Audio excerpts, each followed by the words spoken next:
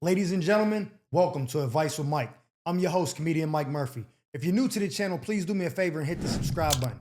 Now, this is the show where you guys send in your messiest, toxic, most out-of-pocket predicaments, and I attempt to break it down, giving my honest and unbiased feedback. Now, listen, I'm a comedian, not a therapist, so ain't no guarantee I'll help fix your life, but I can provide laughter along the way and call it like I see it. So without any further ado, let's get into the episode. I have HIV, but why should I tell any of my partners? It's none of their business. So I've been living with HIV for a while now. Hey, yo, stay alert, stay alive, Magic Johnson. But my doctor says it's undetectable. Well, how the hell did they detect that you had it? Meaning I can't pass it to anyone, even through sex. Like this video if you think she's full of shit. So as far as I'm concerned, it's not really anyone's business. I'm pretty sure legally it is that person's business. I take my meds, I feel fine, and honestly, I don't even think of myself of having anything anymore. To me, it's basically gone. Yeah, I don't even look at my credit card bill no more, so to me, it's pretty much paid off. That's why I don't tell men I date. I just don't see the point. I know people say you should disclose, but for what? So you don't get your head kicked off your shoulders when they find out they've been rawing that contaminated kitty. To scare someone off before they even know me? The way I see it, if it's undetectable and it's untransmittable, it's irrelevant. I'm not hurting anyone, I'm protecting my peace. You should have been protecting your privates, then you wouldn't be in this situation. Because let's be real, men have already judged women for everything else. Add HIV into the mix, and suddenly I'm some kind of pariah. No thank you. I've had people tell me it's dishonest, but I don't think it's lying if it's not a threat. I'm healthy, I take care of myself, and I deserve love just like everyone else. Why should I have to lead with something that doesn't even matter medically? If I told every man I went out with, I never had a chance to actually connect. They'd hear the word HIV and ghost immediately. Yeah, that's their choice, not yours. Not because of facts, but because of ignorance. Yeah, I'm pretty sure it's because of the HIV, not the ignorance. So no, I don't say anything. Not at the beginning, not halfway in, and sometimes not ever. Nah, that's 800 milligrams of extra strength, nasty work. Definitely not here for it. I don't see the point of ruining something over something that can't even affect them. Some people might call that wrong, but I call it self-preservation. I just want a fair shot of happiness without being judged for something that's invisible. The reply to this video could be 10 seconds, and I would just tell you that what you're doing is illegal. So if you're asking for my advice, that's it, it's illegal. But let's dive into it a little bit more. Why do you feel like you don't have to disclose something to somebody? I mean, I get why you're saying it. You're like, yo, they can't even get it, so why does it matter? Well, who knows? Maybe they can get it. Maybe your doctor makes a mistake, or maybe, I don't know how it works. I don't got it, you know what I'm saying? Maybe I should ask Magic Johnson, what's the deal? You know what I mean? But maybe it gets riled up, or it becomes more aggressive or something, I don't know. And now he just splashing you back, letting off without the Jimmy hat on, and the next thing you know, he like, man, I'm bugging out. I got the joint now. I got the house in Virginia, you know what I'm saying? The apartment in Dallas, because you wasn't disclosing the medical records with me. Nah, you gotta tell them. You have to give them a choice so they can become a victim or a volunteer. You don't have the right to not give them the chance. Now, I mean, you can do whatever you want, but morally what you're doing is wrong. If you tell someone, yo, I got this, it's undetectable, and they be like, nah, deuces, that's their choice. You can't do nothing about it. That's like if you meet a man and be like, yo, I don't want to have sex till marriage. And he's like, I'm out. Okay, that's their choice.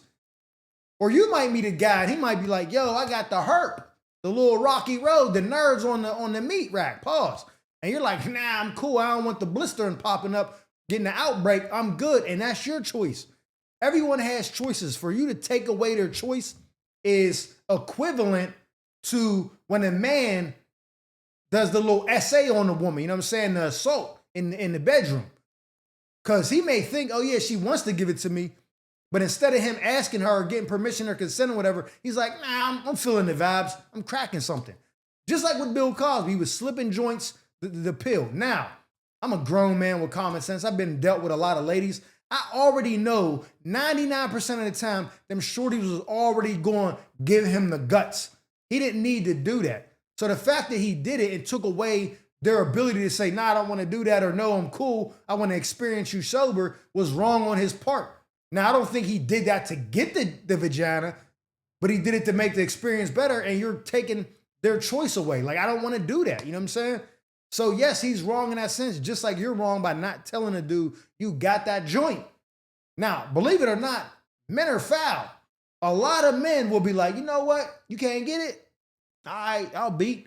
And he probably start off using the rub because he'd be like skeptical a little bit. But then once in a while, y'all come home, y'all had a night of drinking, y'all both blitzed, had the 80 proof running through your veins. You like, yo, I ain't even strapping up. And then and now he's like, you know what? I'm good. And then he just keeps beating you like that. You know what I mean? But at least you were honest with him. And now y'all not building the foundation on a lie. So yeah, you got to disclose it. Now, what I will say is you may not want to disclose it right off the Rippington, but it does need to be disclosed before you guys ever have any kind of intercourse. Whether it be the mouth, you know what I'm saying, the cunnilingus, whether it be that, what's the other one? The fellatio, whether it be that, whether it be the you know what I'm saying, dipping the stick in the oil, whatever it is, before you get to that point is when you got to disclose it. Now that can vary. That could be first night. That could be 4 months down the line. But before that happens is when you got to say something. Now, some people want to say, nah, you should tell him right away because what if that dude falls in love and then you break the news to him? He like, damn, bro, you got that joint? I got to be out. Okay, cool. You didn't hurt nobody. He fell in love. People get their heart broke all the time. People get married, be together 40 years, and a dude leave off with the secretary. You think her heart's not broke? That's a part of life. So yeah, I get it. You don't want to tell somebody right off you on Tinder swiping right, you get a match. Yo, by the way, I got the joint. Oh, I'm out of here. You know what I'm saying? You ain't gonna do that. But as soon as you about to clap something, yeah, you got to disclose that. And again, if you don't, it ain't about morals or not. That's illegal. Whether you're undetectable or not, you have to disclose that. And if you somehow you sleep with somebody, you didn't disclose it, and somehow they do catch it and they found out a shoot, you're going to jail. That's a fact. You have to disclose it. So that is my advice to you, is you can wait all the way up until the point of penetration, and then you got to drop the bomb. You know what I'm saying?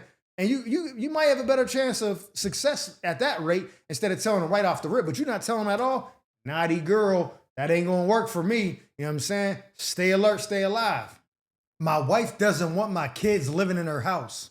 So Mike, I got 4 kids from my ex-wife, all under the age of 12. You couldn't pull out of a driveway if you tried. My ex and I didn't work out, but we co-parented pretty well. I've always been an active father in my kids' life, and when I remarried, my current wife was okay with me having 4 children. Like this video if you think she's full of shit. She always says she loved that I was a devoted father and claims she adored my kids. Though, in hindsight, that might be more talk than truth. Then life took a hard turn. My ex-wife passed away from cancer. My condolences to you and your family. And overnight, everything changed. I had to step up and take my kids in full time. There was no hesitation. They're my kids, and they needed stability after losing their mom. But ever since they moved in, it's been nonstop tension with my wife. Nah, she went from having no kids to an AAU hoop team overnight. The woman who once bragged about being supportive suddenly started acting like my kids were an inconvenience. Sounds like someone ain't read the fine print when she took those vows. She complains about the noise, the mess, the school runs. Yeah, I would too. Even about how different the house feels now. She actually said things like, this isn't the life I agreed to, and I didn't marry into being a babysitter. Nah, that's nasty work. But you know what? I'm low-key kind of here for it. Mind you, these kids just lost their mother. She started sleeping in the guest room some nights saying she needs space from the chaos. Nah, she about to start backing out the Perk 30s in Taylorport just to survive the household. She made little comments about how she misses our old life, the quiet dinners, the weekend getaways, and the attention that she used to get. She's even hinted that maybe the kids should go live with relatives for a while. Exactly what relatives does she think the kids should go live with? I know she's not talking about any of her relatives. I'm stuck between heartbreak and disbelief. I love my wife, but I can't even look at her the same way right now. What's her Instagram? Nah, it's for market research purposes and whatnot. These are my children. They're grieving, confused, and trying to adjust. And she's acting like their existence is ruining her comfort. I don't know how to handle this without losing all respect for her or losing my marriage entirely. Nah, my man, I definitely feel your pain, but it's like, I got to look at this objectively, right? I got to see your side, I got to see her side, and see where the disconnect is, right? Now, here's the thing. As a man, typically, when we meet women, if we have children, they usually don't complain as much as when men complain about women having children because of the various differences. when a man has children, the woman typically doesn't have to provide for those kids. And most of the time, the kids don't live with him. So although she's a stepmother in the sense of the law, she's not really involved with those kids that much. It's like it's like being a grandparent. She gets the kids every once in a while, plays her part, then sends them back with their mom. You know what I'm saying? So most times, women don't have a problem being with a man that has kids. And it's like they don't read the fine print because no one assumes or no one thinks that something this unfortunate will happen and now the responsibility is all on you guys together. Everybody's like, nah, the kids don't live here. It's cool. You know what I'm saying? We get our weekend getaways or whatever. We don't got the kids. Like, that was probably just enough for her to be okay with. The weekends and maybe in the summertime or whatever. But the full time, no one can prepare for that. You know what I'm saying? Like, I remember on this song, Matrimony by Wale, before the song starts, he's talking to Jerry Seinfeld. And he's asking him like, yo, you think you'd ever be prepared for marriage? Could you ever be ready? He's like, nah, you can't be ready for anything because it's change, it's new. So like, there's no way to prepare for that because it's something new. You got to figure it out. You know what I mean? So she may thought, you know, like optimistically, like, oh yeah, it's cool. You got kids. It's not a big deal. One, I don't pay any money for them. Like he's providing for them. And they don't live here. Like my house is my house. I got my husband. We're cool. It's kind of like a part-time thing. Now that it's full-time and it's 4 kids all under the age of 12, she's stressed out. Again, she has no preparation for this. She went from 0 kids to the AAU team overnight. And so you have to give her some grace with her dealing with this. Now, her saying some stuff like, why can't they go live with some other relatives? I want to say that your wife is speaking out of frustration or anger or just like out of defeat. Like this isn't the life she signed up for. She did, but she never thought it would come to this. You know what I'm saying? It's like she didn't read the fine print. Like you buy the car and it's like, yeah, then the engine goes. You're like, yo, you still got 40 more payments. You're like, bruh, the engine don't work no more. I can't even drive the joint. Yeah, but you got 40 more payments. We never thought the engine was going to go when we signed the 72-month lease. You know what I'm saying? So that's pretty much what she did. So I don't think that how she feels is bad or it's abnormal. I think that's normal feeling. Like going from no kids to having 4 and they're young, they're ripping and running, tearing the house up. She's probably used to that. Like at my age right now, my daughter's 16. If I met a girl and she had like a 3-year-old or a 4-year-old or something, and we get together and we live, and then a kid is tearing up stuff and writing on my walls, I might be like, nah, y'all gotta go. I'm not doing this no more. Like, I want my peace. I want to come home. I want to chill. I want to do my like, I don't need this. Like, this is too much. I didn't sign up for that. You know what I'm saying? Because a lot of times, once you get past them young ages, you don't want to deal with that anymore. And a person who have no kids, she don't have the same bond and love for them kids like you do. Again, she said, yeah, she adored that you was a good father and all that from a distance. There was no test. There was no, let the kids stay with us for the whole summer and see how you like it. I'm guaranteed that never happened because based off of this, this is a totally new experience for her. It's not like, yeah, this is just how the summers used to be, but now it's all time. I need a break. Nah, because if she had them kids for 2 or 3 months out of the year, nonstop where they was with y'all the whole time, this wouldn't be nothing new to her. She would know. But the fact that she has no clue that this is how it's going to be, chaos everywhere, the kids is tearing up stuff, the house is messy, she got to clean it up. She's like, nah.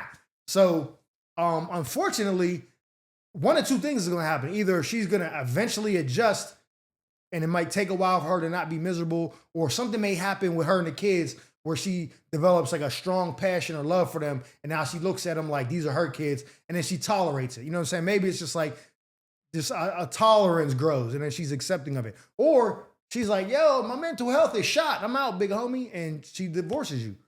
And that's just what it is. I mean, both those options are on the table, but you getting rid of the kids ain't an option. So that's not even something we could even talk about. You know what I mean? So my advice to you is have a conversation with her, and between the 2 of y'all, have a talk about it. Figure out what you really want to do. Give her some time. If she can't adjust, then maybe y'all go separate ways. Unfortunately, but hey, man, everybody's not built to be raising somebody else's kids. Now she knows how most men feel. Why they don't want to be with chicks. They got a bunch of kids because not only do they got to deal with them kids, they got to be financially responsible for them. All she got to do is just like raise them, and she don't want to do that. So maybe that's Maybe that'll give her another side of the coin that she never considered before, what men got to go through. I don't know. But that's my advice to you, my man. Stay alert, stay alive. My boyfriend got paralyzed, but still expects me to be faithful. My boyfriend and I have been together for years. We had our ups and downs, but I love him. Then one night he got into a fight outside a bar and things went bad. Don't tell me he got knocked out in front of you. Getting world starred in front of wifey is nasty work. He got shot. Oh, damn, my bad. He survived. Oh, thank God.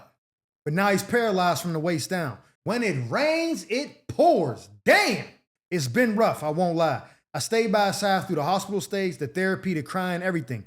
Everyone around me called me a good woman for not leaving. And honestly, yeah, I could have. Most people would have. Not gonna lie, if my shorty turned into Christopher Reeves, I might be Audi 5000 the first time I gotta wipe her ass. Gonna keep it a buck.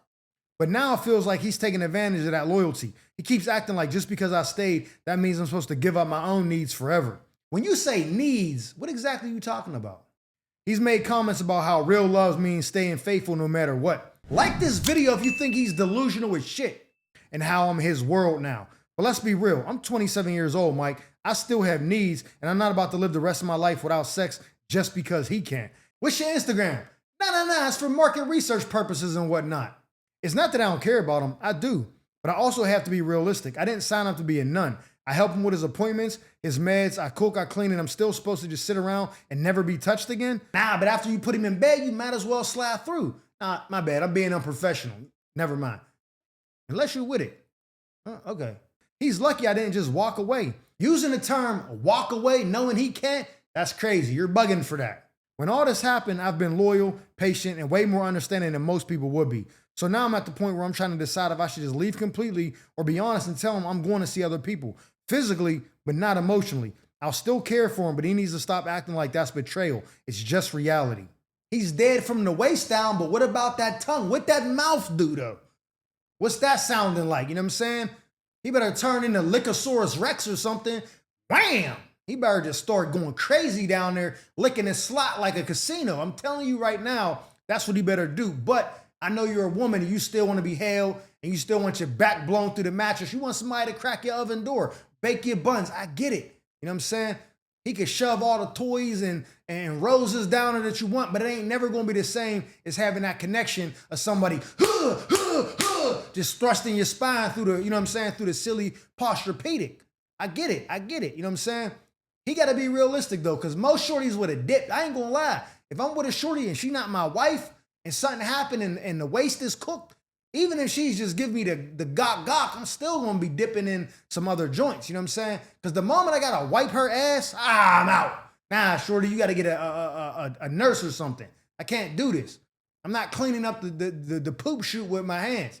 I'm just not. I'm not a CNA and I'm not doing that. You know what I mean? So the fact that you're still riding with him, I commend you. You know what I'm saying? I applaud you because most shorties would have dipped, especially in the society we live in. There'd be billionaires, Zuckerberg, Bill Gates, all them, Bezos. They got all the bread, they function, they can do anything they want. They wives are still like, nah, deuces. You're not doing enough. You know what I'm saying? So homie in the chair with the biceps and triceps gonna be dumb swole from the he. You know what I'm saying? The fact that you like, nah, I still got you. Cleaning you up, making sure you're taking your meds, putting you in that wheelchair accessible van, taking you to your appointments and doing all that. He should just be lucky. I'd just be like, look, you can do whatever you want. I don't want to hear about it. Let me taste it a little bit every once in a while just so I can feel like I'm still a man in some capacity. You know what I mean? Let me kiss them boobs. You know what I'm saying? Let me get a mwah every once in a while. Let me watch you shower. Whatever. I know it don't work, but let me still feel like we're being intimate in some capacity. He got to accept that. Now, if he can't accept that you're going to go off and you know what I'm saying, and get cracked, then you're just going to have to leave him. You know what I'm saying? And see how he like that. He be calling you in a week. Nah, babe, I'm sorry. Get your back blown out by whoever. Just come make this ramen noodle casserole that you make. You know what I'm saying? Whatever he like. He going to be calling you in a week. So I guarantee that he's going to accept your terms. Say, yo, sit him down. Yo, if you can't accept this, I could just be out. You can call your fat ass mom over here to take care of you. You know what I'm saying? I don't know if his mom's fat, but I just thought that was funny. You know what I'm saying? Bring your fat ass mom over here to take care of you and see how you like that. You know what I'm saying? See if you like that kind of treatment. He gonna be like, nah, chill. So give him it's the ultimatum. yo, you either accept this relationship we got, because I love you, I care about you, I'm not heartless, and I'm gonna go get sprayed by somebody else. I ain't gonna tell you about it, but don't be asking no questions either. Yeah, where you going? Who you all dressed up for? Nah, stop saying shit like that. Let me go do my business and come back and make sure you good. Your painkillers, you got everything set up, you got your law and order on. All right, I'll be back in a little bit. You know what she's gonna go do, bro. You know, he know what you're gonna go do. You know what I'm saying? But he just gotta be like, all right, cool. I'd rather have some of you than none of you. That's just how I gotta be. I'm gonna tell you that right now. Give him that ultimatum. He might give you a little pushback, then start packing your bags. He can't stop you. You know what I'm saying? If you try to roll up on you, just lock the brakes on that joint. You know what I'm saying? Yo, sit right there, fam. Chill out. Chill out, bro. You know what I'm saying? Right now, you being real spineless. No pun intended. Knock it off. That's my advice to you. Had a conversation with him. Yo, bro, wake up. Maybe, here's one last little bit of, I just thought about this just real quick. I was about to sign off. But maybe real quick, maybe you have a conversation with a man that he respects or that he admires or that he has some type of strong bond or friendship with, like a friend, an uncle, a cousin, whatever. Talk to them, but like, yo, your cousin, your friend, your brother, whatever, he bugging. He telling me I can't get my box cracked, you know what I'm saying? I'm trying to get blown out. He mad about that, talking about I'm cheating on him and all that. Do he want me to leave him for good? Because then one of y'all gonna be wiping his ass. Homeboy gonna be like, nah, Lisa, let me go talk to him. Just give me a, you know what I'm saying? Yo, bro, what are you doing, bro? We're not wiping you up. Let Shorty get beat a couple times. Chill, bro. Like, you messing up a good thing. Because all the responsibilities you taking on gonna fall on somebody else. So have a conversation with somebody else who might be caught in the line of fire and have to like help him out somehow and pick up some slack that you left. And I bet they convince him to chill out. That's my advice to you. And I commend you again for staying. You're a good woman. You're a good woman, Savannah. So in the meantime, though, stay alert, stay alive. Ladies and gentlemen, that concludes this episode of Advice with Mike. I'm your host, comedian Mike Murphy, and I hope you guys enjoyed me as much as I enjoyed you. And if so, please do me a favor and hit that subscribe button. Like this video. Matter of fact, leave me a comment and let me know what advice you would have gave them. And who knows, maybe you got your own toxic tale to tell about a shady friend or an entanglement you need help untangling. If so, feel free to drop me a letter in the email provided below, and I'll make sure I read it on a future segment of Advice with Mike. Now, with that being said, our time together has come to an end. But just remember, stay alert, stay alive.